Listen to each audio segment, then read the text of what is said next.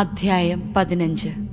മൂന്നാം ദിവസം പ്രാർത്ഥന തീർന്നപ്പോൾ അവൾ പ്രാർത്ഥനാവേളയിലെ വസ്ത്രം മാറ്റി മോടിയുള്ള വസ്ത്രം ധരിച്ചു. രാജകീയമായ അലങ്കാരങ്ങൾ അണിഞ്ഞ് എല്ലാം കാണുന്ന രക്ഷകനായ ദൈവത്തിൻ്റെ സഹായം വിളിച്ചപേക്ഷിച്ച് 2 തോഴിമാരെയും കൂട്ടി അവൾ നടന്നു. ഒരുവളുടെ മേൽ അവൾ മൃദുവായി ചാരി.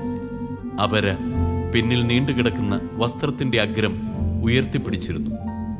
അവികല സൗന്ദര്യം കൊണ്ട് അവൾ പ്രശോഭിച്ചു. സ്നേഹവും സന്തുഷ്ടിയും മുഖത്ത് പ്രകടിപ്പിച്ചിരുന്നെങ്കിലും അവളുടെ ഹൃദയം ഭീതി കൊണ്ട് മരവിച്ചിരുന്നു. വാതിലുകൾ ഓരോന്നായി കടന്ന് അവൾ രാജാവിൻ്റെ മുൻപിൽ ചെന്നു നിന്നു. സ്വർണവും അമൂല്യ രത്നങ്ങളും കൊണ്ട് പൊതിഞ്ഞ സിംഹാസനത്തിൽ രാജാവ് രാജകീയ വസ്ത്രങ്ങൾ അണിഞ്ഞ് ഇരിക്കുകയായിരുന്നു. അവന്റെ ദർശനം ഭീതി ഉളവാക്കുന്നതായിരുന്നു.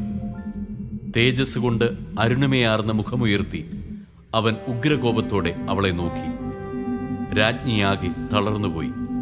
വിളറി ബോധം കെട്ട അവൾ തന്റെ മുൻപിൽ നടക്കുന്ന തോഴിയുടെ ചുമലിലേക്ക് മറഞ്ഞു. അപ്പോൾ രാജാവിന്റെ ഭാവം ദൈവം ശാന്തമാക്കി. അവൻ പരിഭ്രമത്തോടെ സിംഹാസനത്തിൽ നിന്ന് ചാടി എഴുന്നേറ്റ് അവൾക്ക് ബോധം തെളിയും വരെ തന്റെ കരങ്ങളിൽ താങ്ങി. സാന്ത്വന വചസ്സുകളാൽ അവളെ ആശ്വസിപ്പിച്ചുകൊണ്ട് അവൻ ചോദിച്ചു, എസ്തേർ, എന്താണിത്? ഞാൻ നിന്റെ സഹോദരനാണ്. ധൈര്യമായിരിക്കൂ, നീ മരിക്കുകയില്ല. കാരണം നമ്മുടെ നിയമം പ്രജകൾക്ക് മാത്രമേ ബാധകമാവൂ. അടുത്തു വരിക. അവൻ സ്വർണച്ചെങ്കോൽ ഉയർത്തി അവളുടെ കഴുത്തിൽ തൊട്ടു. അവൻ അവളെ ആലിംഗനം ചെയ്തുകൊണ്ട് പറഞ്ഞു, എന്നോട് പറയൂ. അവൾ പറഞ്ഞു, എന്റെ നാഥ, അങ്ങയെ ഞാൻ കണ്ടത് ദൈവത്തിന്റെ ദൂതനെ പോലെയാണ്. അങ്ങനെ എന്റെ ഹൃദയം അങ്ങയുടെ മഹത്വത്തോടുള്ള ഭീതി നിമിത്തം പിടഞ്ഞുപോയി. എന്റെ നാഥ, അങ്ങ് അത്ഭുത പുരുഷൻ തന്നെ.